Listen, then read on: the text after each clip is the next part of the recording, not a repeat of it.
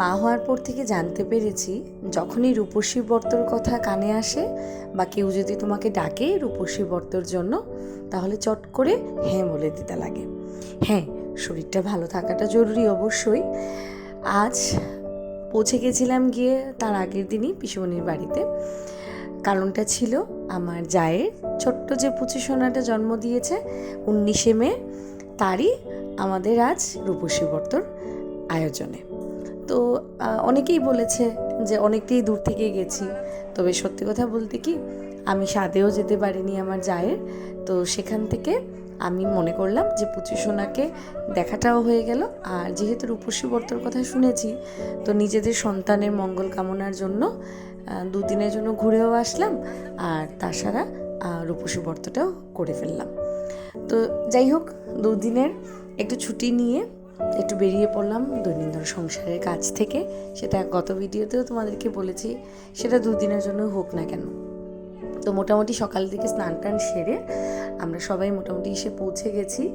আর বাকিরা মানে আশেপাশেই ছিল, মানে আমি, বড় বৌদি আর আমার যা, আমরা 3 জন তো ছিলামই, বাকি 2 জন ওরা বাইরের মানে ওদের গেস্টের মধ্যে ছিল, তো তারাও এসে পৌঁছে গেছে। আর এদিকে ঠাকুরমশাই সকাল থেকেই মোটামুটি পুজোর দিকটা মোটামুটি শেষ করে ফেলেছিলেন। আমরা রেডি হয়ে নামার পর আমাদেরকে রওনা করে দিলেন। তো রূপসী গাছ যে হয় সেখান থেকেই রূপসী ব্রতটার প্রচলন। তো অনেকেই আপনারা জানেন, রূপসী গাছ তো সবার বাড়িতে থাকে না, তো সেই গাছটা নিয়ে এসে তো জায়ের বাড়িতে, মানে যে বাড়িতে তুমি রূপসী ব্রতটা করছো সেখানে মাটিতে পুঁতে দিয়ে তারপর সেই গাছটার পুজো করা হয়। তো সেটাই অ্যাকচুয়ালি রূপসী ব্রত। তো সেই রীতিমতো আমার যা যে খোলাটা নিয়েছে হলুদ কাপড় দিয়ে পেঁচিয়ে তার মধ্যে মানে কলার যে থাকে না, ছোট ছোট যে বগলগুলো থাকে, সেটা দিয়ে বানিয়ে, আর একটা তার মধ্যে ভিতরে একটা কলা পাতার মধ্যে রূপসী মায়ের জন্য কিছুটা ফল, মিষ্টি, দুধ, সাগু সমস্ত কেটে আমরা নিয়ে যাচ্ছি রূপসী গাছতলায়। তো যথারীতি আমরা সবাই আসছি, আর এদিকে পুরোহিতমশাই এসে আগেই পৌঁছে গেছেন, আর পুজোর থালা টালা সব কিছু রেডি করে। আর সৃজান না ভীষণ ভালো লেগেছে জানেন। ওর জন্মের পরে আমি যথারীতি 1-2বার হয়তো করেছি, কিন্তু তাকে নিয়ে যাওয়াটা সম্ভব হয়নি। তো সে এই নতুন জিনিসগুলো দেখে বেশ একটু ভালোই লাগলো তার। বেসিক্যালি জানেন, মানে এরকম একটা সোশ্যাল গ্যাদারিংসে ছেলেমেয়েদেরকে এখন আমার নিয়ে যেতে ভালোই লাগে, কারণ এগুলো দেখাটাও জরুরি, জানাটাও জরুরি, আমাদের সংস্কার বলে কথা। একে একে আমরা সবাই মা রূপসী মাকে একটু ফল, মিষ্টি, দুধ সমস্ত কিছু দিয়ে মাকে একটু পুজো দিলাম। তারপর আস্তে আস্তে আমরা সবাই রওনা দেবো বাড়ির দিকে।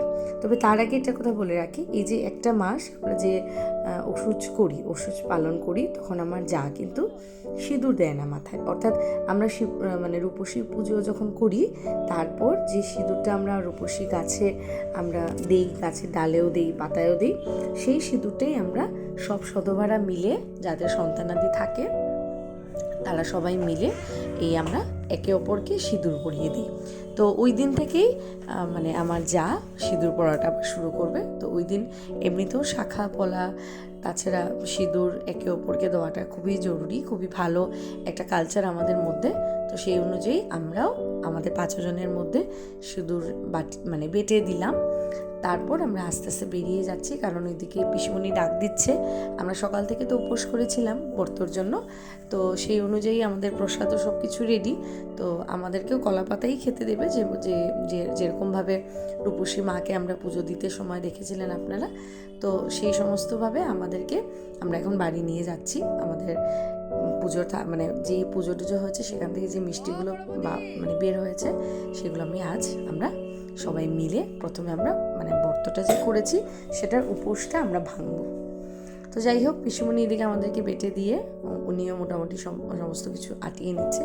আর আমার না এই যে চিড়ে মুড়ি, তারপর কলা দিয়ে আমুল দুধ দিয়ে মেখে খেতে না প্রচণ্ড ভালো লাগে জানেন, খুব ভালো লাগে। তো পিসিমণিকে বলছি, যা কিছুই দাও না কেন তুমি আমাকে একটু বেশি করে গুঁড়ো দুধ আর সঙ্গে একটু কলা আর দই, চিড়া, মুড়ি এগুলো একটু দিও, আমার এগুলো খেতে ভীষণ ভালো লাগে। তবে চলুন, আজ কিন্তু খুব রোদ উঠেছে জানেন, বাইরের দিকটা ভীষণ উজ্জ্বল। কাপড় চোপড় যদিও এত বেশি আনিনি, দু একটা এনেছি, কারণ বৃষ্টির ভয়ে কোথায় বা মেলবো। আজ কিন্তু বাড়ি ভর্তি লোক, আর সবাই যে কাপড় চোপড়গুলো এতদিন থেকে ধুয়ে আর শুকাচ্ছিল না, ঘরের মধ্যে কতটুকু আর ফেনে শুকায়, সে সমস্ত কিছু আজ সব মেলে দিয়েছে। আর তোমাদেরকে আগেও বলেছি, পিসিমণির বাড়িতে অনেক মানুষ, তো সবাই আজ এতগুলো কাপড় মেলে দিয়েছে, আর এত বড় উঠান, দেখতে যা মজা লাগছিল। তবে এইদিকে ঘুরে এসে দেখছি বুলটির মা, আমার জায়ের মা, আমরা সবাই খেতে ডাকার জন্য হইচই চলছে, কারণ আমরা যেহেতু সকাল থেকে উপোস করেছিলাম, তো যার ফলে পেটে আর এত বেশি কিছু নেই।